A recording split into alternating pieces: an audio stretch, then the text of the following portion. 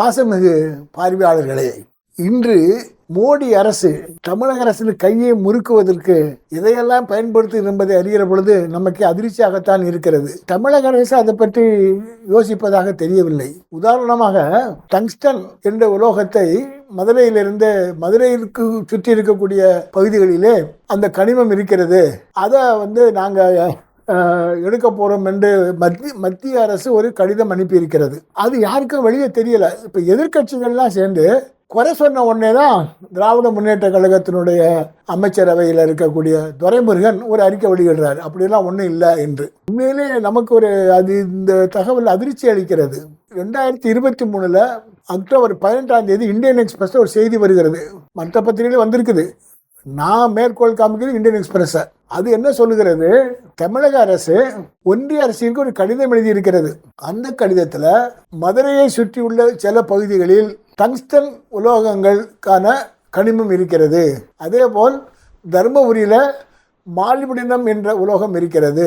இந்த கனிமங்களை பயன்படுத்தி உலோகத்தை தயாரிப்பதற்கு ஜாயிண்ட் செக்டரில் ஒரு நிறுவனத்தை உருவாக்குவதற்கு அனுமதி கொடுங்கள் என்று மாநில அரசு கடிதம் எழுதியிருக்கிறது.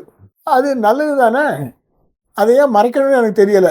சுற்றுப்புற சூழலையும் இல்லை ஹெரிட்டேஜ் பாதுகாக்க முடியும். பாதுகாத்து கொண்டு மற்ற நாடுகள் எல்லாம் அப்படிதான் பாதுகாத்து தான் ஏற்பாடுகள் இருக்கிறது, அதுவும் நவீன தொழில்நுட்பத்தில் இருக்கிறது. எனவே இந்த தொழிலை உருவாக்குவதற்கு மத்திய அரசு எடுக்கக்கூடிய முயற்சிகளில் அது என்ன செய்கிறது என்றால் தமிழக கையை முறுக்குகிறது. இவங்க மறைக்கிறாங்க, அதெல்லாம் ஒன்றும் இல்லை என்று. உண்மையில் இப்போ என்ன வந்திருக்குது?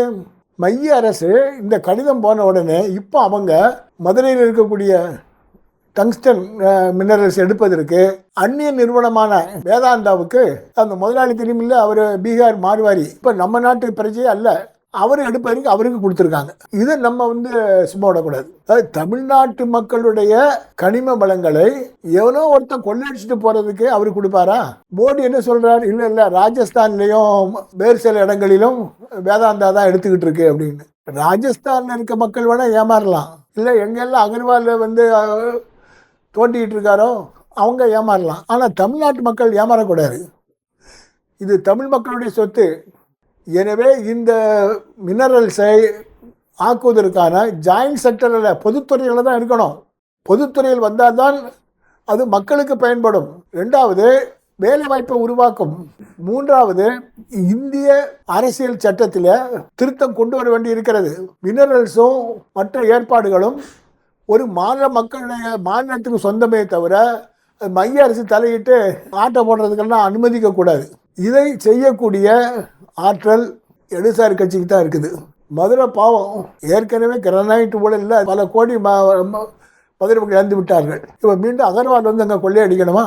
ஏன் தமிழக அரசு இது மக்களிடம் சொல்லி மக்களிடம் ஆதரவோட ஏன் மைய அரசை எதிர்க்கக்கூடாது? அவங்க ரகசியமாக பேரம் பேசுவாங்களா? ராயல்டி கொஸ்டின் இருக்கிறது. நெய்வேலியில் ராயல்டி வாங்குகிறோம், அதில் சும்மாவாக கிடைச்சிது? மாநில அரசு மைய அரசோடு போராடி ராயல்ட்டியை கூட்டினாங்க. அதே மாதிரி இந்த ராயல்ட்டி சம்பந்தமாக என்ன பேசுறீங்க, என்ன விவரம், எல்லா விவரத்தையும் அரசாங்கம் ரகசியமாக வைக்காம மக்களுக்கு சொல்ல வேண்டும் என்பதுதான் நம்முடைய வேண்டுகோள். நம்முடைய இடதுசாரி கட்சிகள் மக்களை திரட்டி தமிழகத்தில் உள்ள சொத்துக்கள் தமிழ் மக்களுக்கு சொந்தம் என்ற உணர்வு உருவாக்குவதற்கு பாடுபட வேண்டும் என்று கேட்டுக்கொள்கிறோம்.